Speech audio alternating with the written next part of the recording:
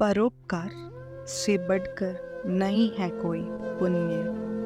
परोपकार से बढ़कर नहीं है कोई पुण्य। रूस के साइबेरिया प्रांत में सर्दी के दिनों में जबरदस्त बर्फबारी हो रही थी। एक निर्धन वृद्धा जो छोटे मोटे काम कर गुजारा करती थी अपनी झोंपड़ी में सो रही थी।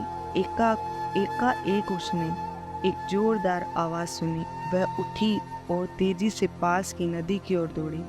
उसका अनुमान था कि आवाज उधर से ही आई है। नदी किनारे पहुंचकर उसने देखा कि भयंकर हिमपात से उस पर बना पुल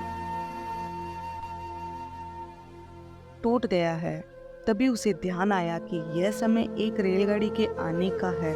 वह परेशान हो उठी। वह रेलगाड़ी को दूर से ही रोकने का उपाय सोचने लगी। वह जिस इलाके में रहती थी वहां दूर दूर तक चारों ओर उजाड़ था।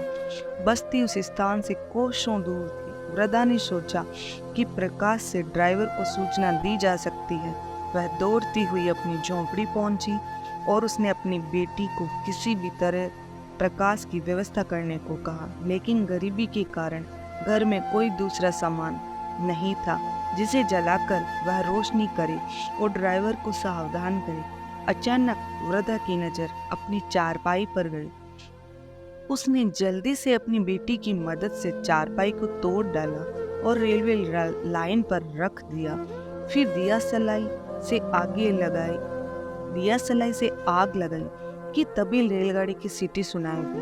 ड्राइवर ने प्रकाश देखकर दूर से ही रेलगाड़ी को धीमा कर लिया। जब गाड़ी रुकी और ड्राइवर ने टूटा पुल देखा तो वह उस निर्धन वृद्धा के प्रति सम्मान में झुक गया।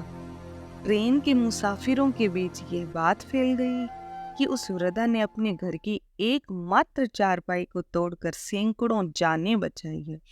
वृद्धा को कई यात्रियों ने इनाम में कुछ पैसे देने चाहे तो उसने कहा, मैं इतना छोटा इनाम नहीं लेती। आप लोग कभी किसी की मदद कर देना, वह मेरे लिए सबसे बड़ा पुरस्कार होगा। जीवन में यथासंभव दूसरों की सहायता